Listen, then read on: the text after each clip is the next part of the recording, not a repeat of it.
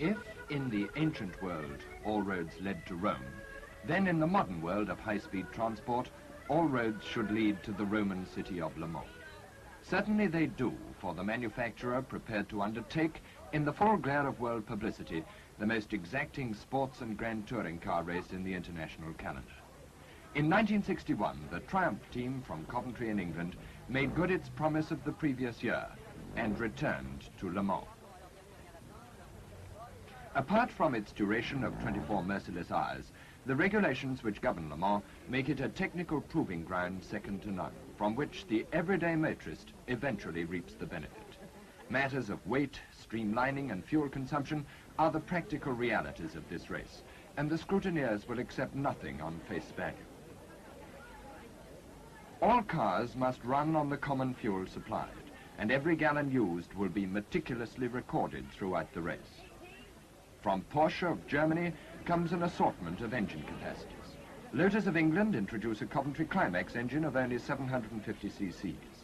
Ferrari of Italy goes for the big 3 litres, but as yet the drivers have other things on hand. The Triumph's works team of 3 cars is once again managed by Ken Richardson, who drives number 27, the TR, to be shared by Keith Balasat and Peter Bolton, to the pit. Now months of patient effort in the drawing office, on the factory floor and in the test house have reached fruition. The 1961 racing prototypes are ready. Naturally, old friends and neighbours have come along for the christening. Norman Garrett, Peter Harper, Peter Jopp and their Sunbeam Alpines.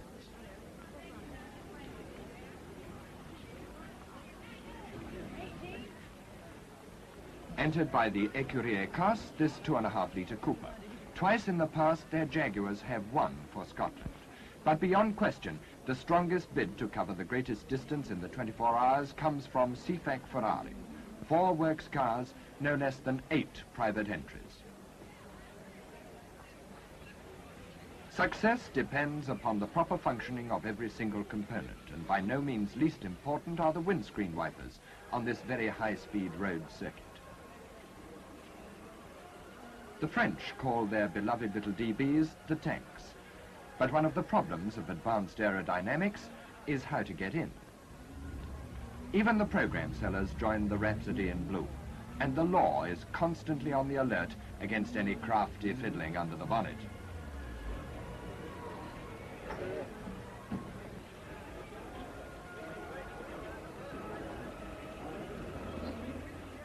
In the front row of the pit, the elite.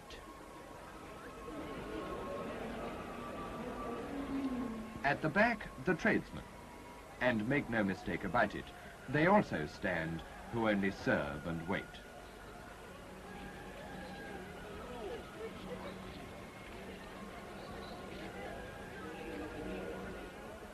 And on the subject of balancing,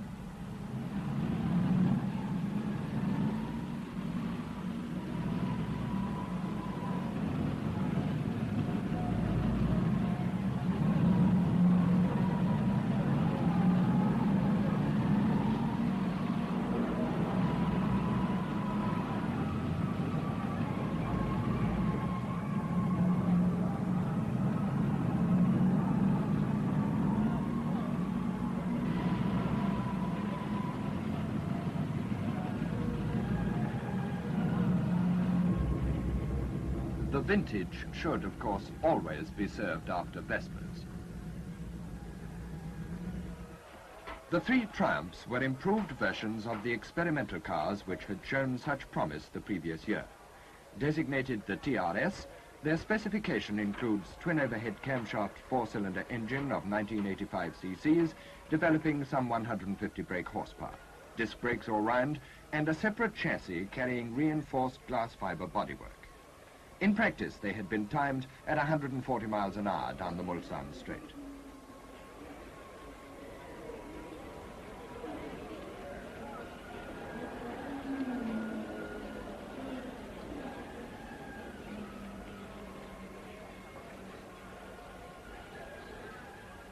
Meticulous regulations govern the pit work at Le Mans.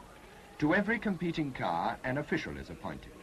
Called the plambeur, his job is that of technical referee. His presence and his seals ensure that no refueling is done except in the pit. There, the engine must be switched off and only restarted with the self-starter. Oil or water may only be replenished after the completion of 25 consecutive laps. No single driver may be at the wheel for a total of more than 14 hours, and not more than 2 mechanics may work on the car at any one time. If you break these rules or any of the official seals on the filler caps, you'll be drummed out immediately. A full 2 hours before the start of the race, the ceremonies begin.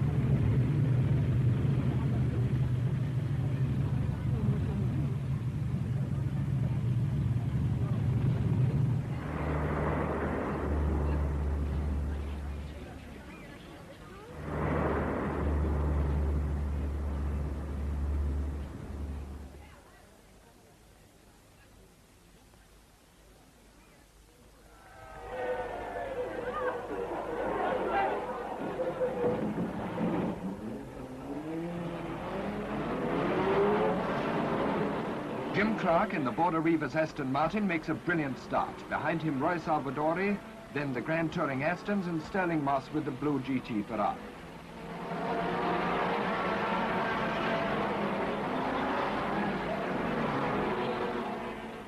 At the S's, it's Clark and Salvadori, then Ginther's Works Ferrari moving up, the French Aston, Moss, Jean de Bien's Ferrari.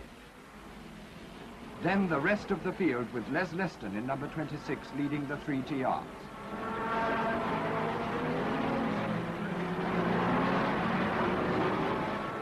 The 3-litre Healey and the 750 Lotus are slow away, and the pit personnel regroup for their 24-hour vigil.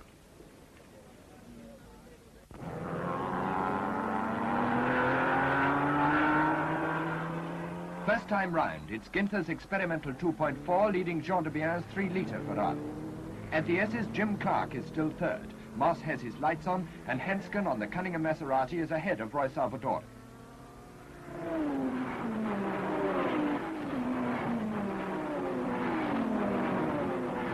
Les Leston and Peter Bolton are sticking close together in their Triumphs. But at the S's, watch for number 17, the Rodriguez brothers Ferrari, tearing through the field after a poor start. In the Triumph pit, Mike Rothschild anxiously watches for his partner Marcel Beccard.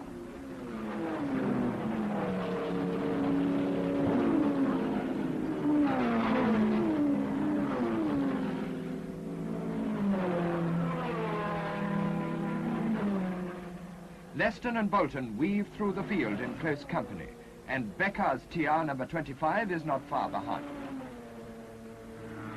The Triumphs are running to a plan. With a target average of over 91 miles an hour to make good, they are already gaining handsomely with every lap.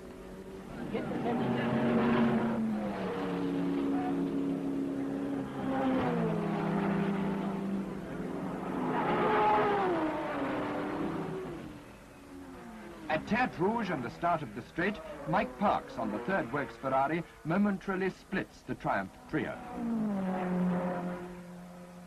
Now it's Gendebien, Ginther and the Rodriguez boys. 3 Ferraris in the lead.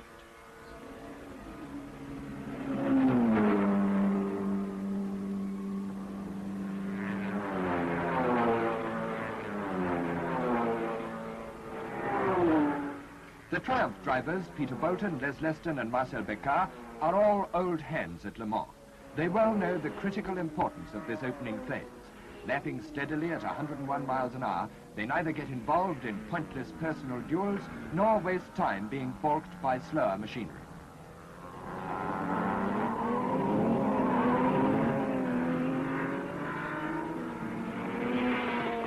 The Rodriguez Ferrari number 17 is a private entry from the North American racing team, and now it heads the works cars in this furious battle for the lead.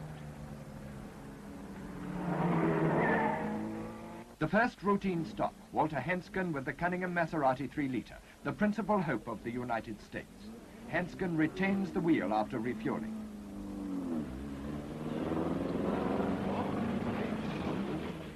Pedro Rodriguez hands over to brother Ricardo, and temporarily the Mexicans lose the lead.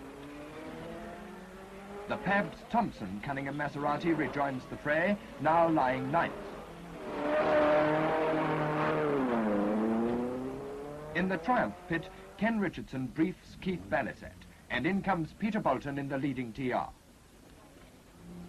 Now Balisat gets a further briefing, but this time from his co-driver. And this is why it's known as a handover.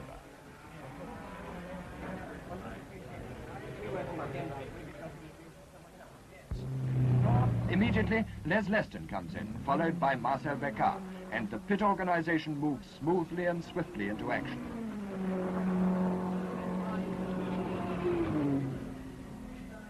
Dutchman Robin Slottermacher is poised to take over from Leston. Ken Richardson doesn't have to take his coat off to direct operations, and while Leston and Bolton clock off, Slottermacher clocks on. The time card duly punched, Robbie embarks on his 2.5-hour shift, and there's no tea break when you're muddled up with this little lot. The first splash of rain greets the relief drivers at Tertre Rouge, and the sharp right-hander is instantly treacherous.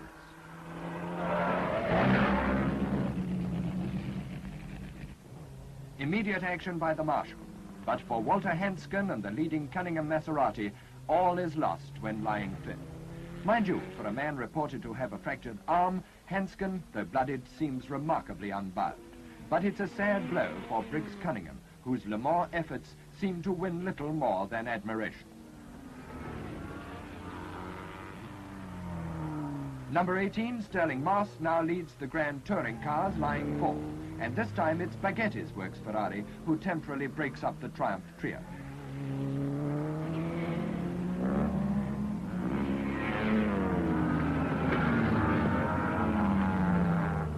Hansken's Maserati serves as a reminder that motor racing is dangerous, and the wet circuit is now a skating rink. The yellow danger warning comes as no surprise.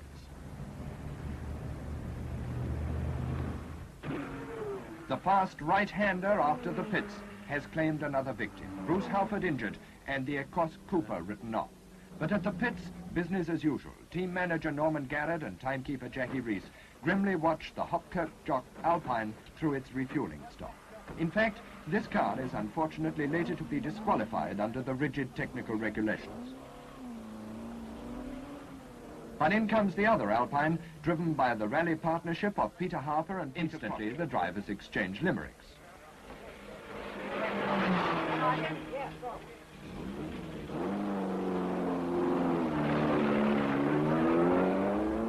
Now, the first breath of anxiety in the Triumph pit. Slaughtermarker is overdue. In he comes to report misfiring to Ken Richardson. The spare coil, already switched in by Slaughtermarker, is checked, but Richardson decides to use the stop for a driver change anyway. Les Leston is sent back into the race.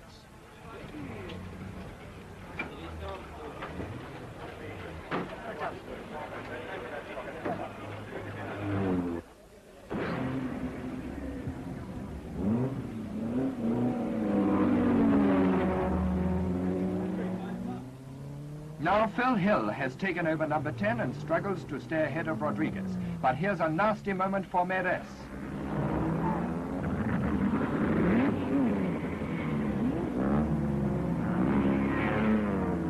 Rain from the heavy grey skies induces a premature dusk as the Rodriguez Ferrari laps for the first time the Marson Graham Hill Berlinetta.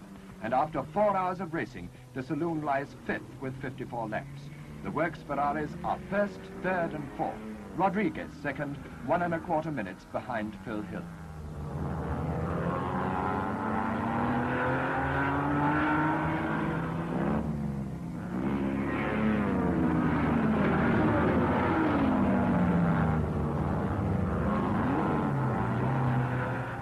Peter Bolton is ready for his second stint as Keith Balasat comes into the pit. The Triumph drivers have taken the terrifying slippery circuit in their stride.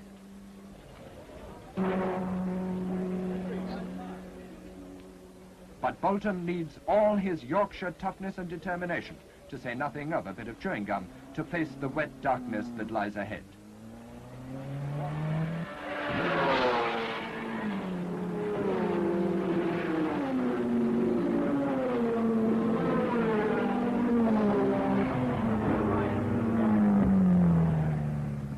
Throughout the night, the battle for the lead raged on.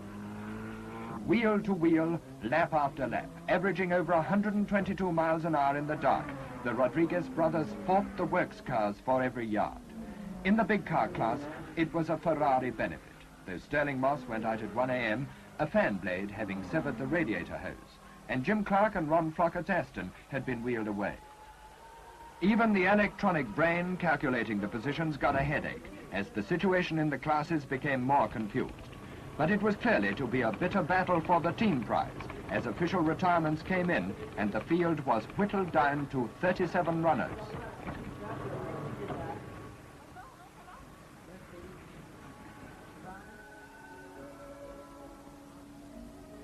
In the exciting darkness at Le Mans, the crowd cares little for figures anyway.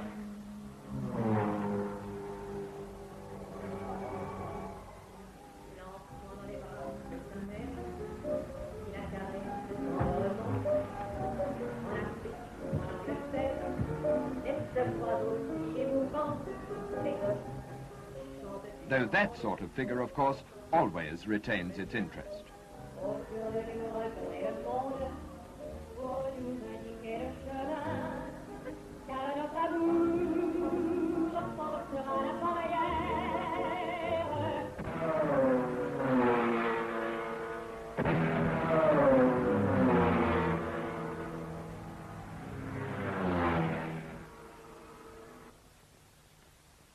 After 12 hours of racing, Le Mans is almost lonely.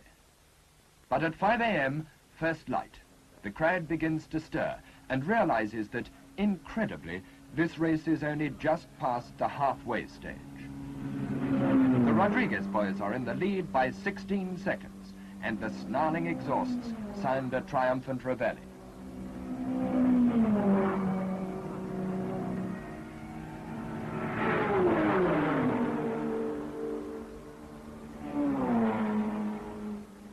But this is continental Europe, and it is Sunday.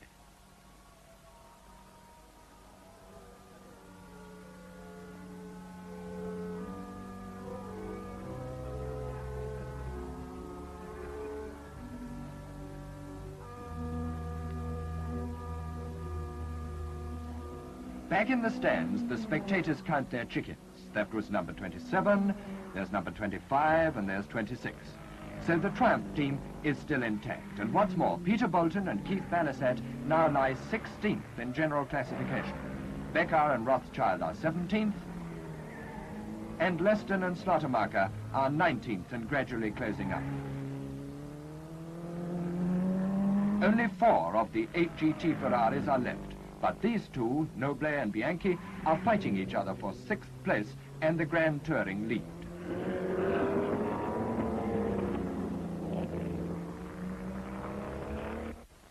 The Triumph pit is a model of efficiency, and as his men maintain their timetable to the second, Ken Richardson rapidly qualifies himself for a job with British Railways.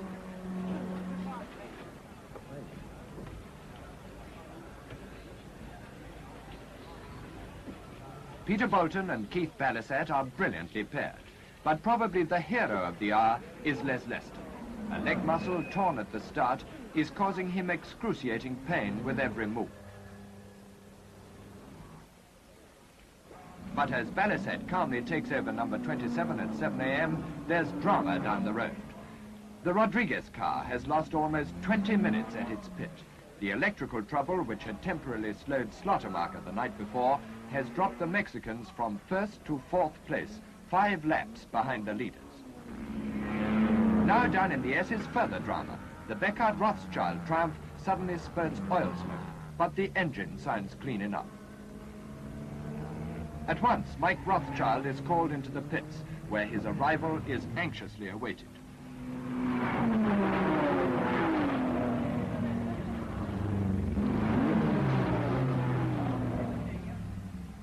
Quickly, the trouble is diagnosed. The oil seal on the crankshaft chain case has failed, and oil is seeping onto the hot exhaust pipe. So what, says Mike? So you can get in and drive it, and we'll keep our fingers crossed.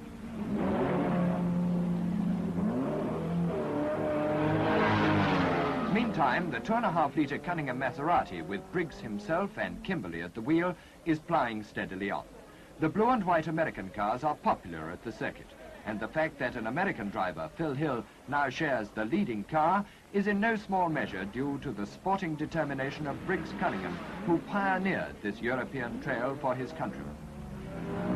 The little French cars battle as usual for their handicap, but once again, the excitement of the race is focused on the leaders.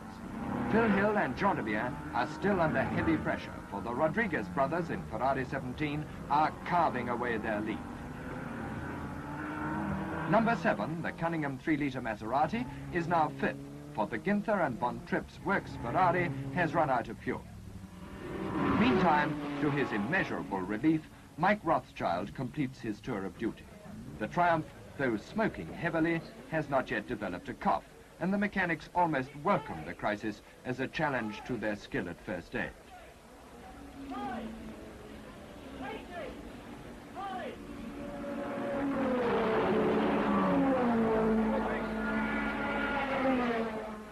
Statisticians round the circuit now noted that the total number of runners was down to 29, and Peter Bolton ruefully reflected that it was opening time back home. As Keith Balasat brought in number 27, it was up to 14th place.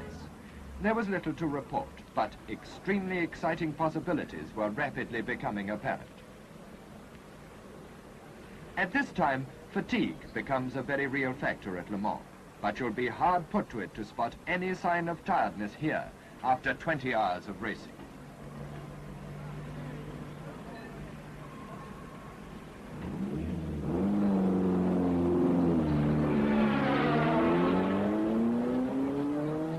Mike Rothschild again takes out the smoking number 25. Mike Parks and Meres with Ferrari number 11 know that the incredible Rodriguez are now hard after them for second place. Aware of the ferocious Ferrari battle, the Triumph team gives a demonstration of the courtesy which exists between top-flight racing drivers. Rodriguez, about to take Mike Parks, is now only 3 laps behind the leader and gaining fast, while others lose slowly.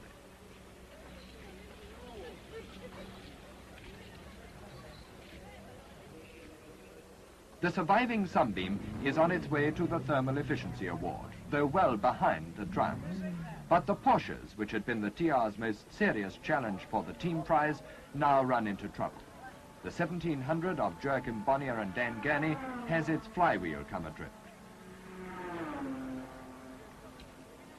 The bearded Bonnier has his coat on in readiness to go home. But first, there must be a thorough investigation on the spot.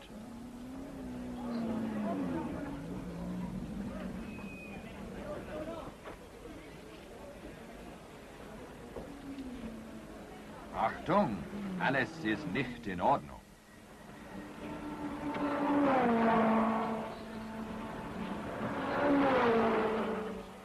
Eventually, the Porsche of Lange and Bonn goes out again, though now behind the Triumph of Bolton and Balisette.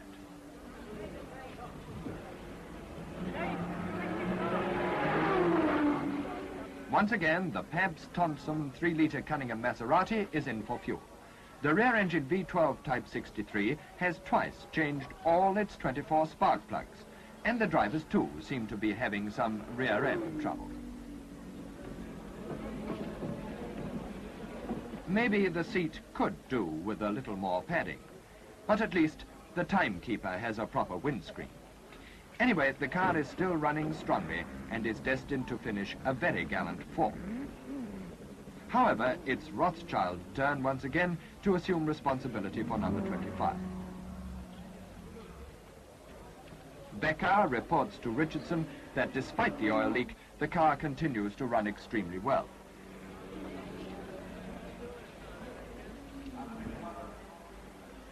And as the fuel tank is resealed, the triumphs continue as an unbroken team of 3 cars, although the situation is not without anxiety.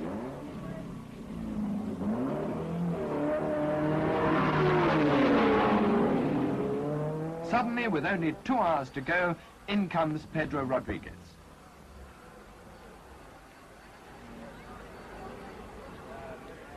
But there's no fire to extinguish, except the flame of a gallant and forlorn hope. After 22 hours of desperate struggle against overwhelming odds, the Ferrari, entered by the North American racing team, succumbs to the pace which its own drivers have set. But the little Mexicans, Pedro and Ricardo Rodriguez, have won the hearts of 250,000 spectators and the admiration of every motorsport enthusiast in the world.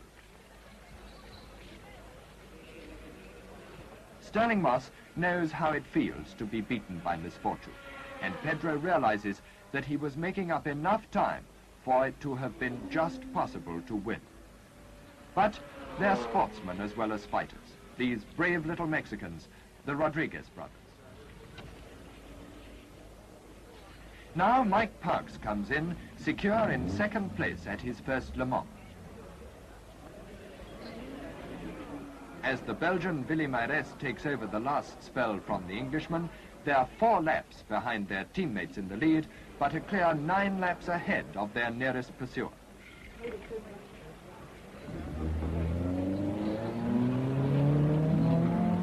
Even now, there is still time for defeat. The Healey 3000 of Beckett and Stoop comes to rest as the vanquished Rodriguez car is saluted by the crowd.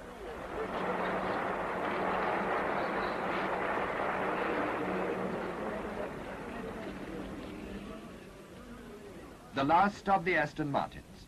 The French-entered DB4 of Kerguin was lying 9th when it finally joined John Ogier's Zagato Saloons and the open DBR1s of Clark and Salvadori on the retired list.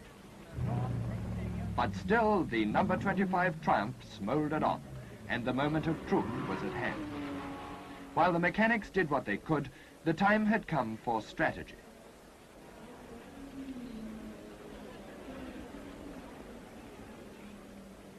Team manager and chief engineer confer, and Ken Richardson shoulders a heavy responsibility. At the Ferrari pit too, this is an anxious time. Olivier Gendebien may look debonair, but the waiting does not pass easily. Now in comes the leader for what should be his last pit stop of the race. Twice before, both Hill and Gendebien have won. Their responsibility now is almost overwhelming. And it's Phil Hill who carries on.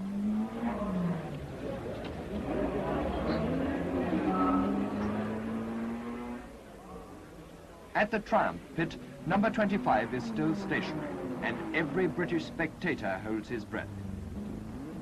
Les Leston comes in with number 26, and Robin Slaughtermarker gets a final meticulous briefing from Ken Richardson.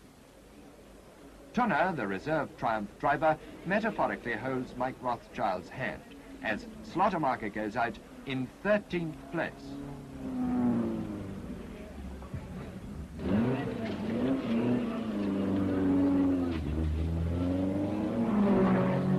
Now Peter Bolton brings in the leading TR and gets a hand from his co-driver Keith Balasset.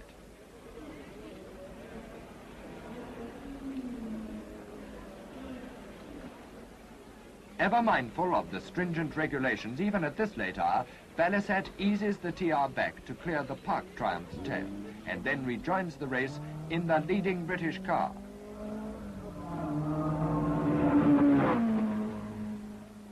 But now there's a buzz of interest round the pits. Number 25 is once again refueled. So much time have the Triumphs gained against their minimum qualifying average speed that Ken Richardson has deliberately held the car at the pits to be sure of its finishing. And this the knowledgeable crowd appreciates. The closing hour.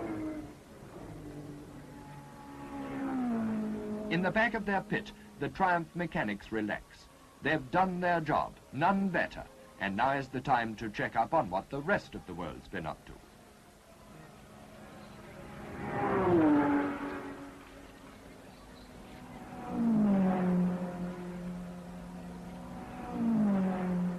Mike Rothschild passes the stands, and all is well. The vast crowd counts the seconds to 4 o'clock.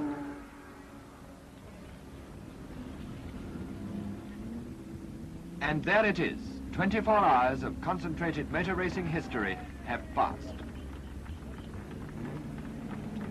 In the order that they finished, the 3 Triumphs crossed the line, the only complete team of 3 cars to do so. Phil Hill brings home the winning Ferrari with a record 2,782 miles in the 24 hours. Mike Parks and Meres are second, some 24 miles behind. But the poor little special delivery drivers are going to have a hard time getting through that lot. Keith Balasset is joined by the now immaculate Bolton. They finish 9th in the highest placed British car at 98.9 miles an hour for the 24. The gallant Les Leston, now suffering intense pain, is supported literally by his partner Slaughtermarker. They finish 11th at 97.1, and Mike Rothschild and Marcel Beccar are 15th in number 25, slowed but still easily qualified at 91.2, despite the broken oil seal. It's thumbs up all the way, and the international team of Triumph drivers, British, American, Dutch and French, have added a great achievement to their individual brilliant careers. The 3 Triumphs, which came to Le Mans, did exactly what was expected of them, by achieving a target of speed and reliability unequaled in the race. This indeed was Triumph at Le Mans.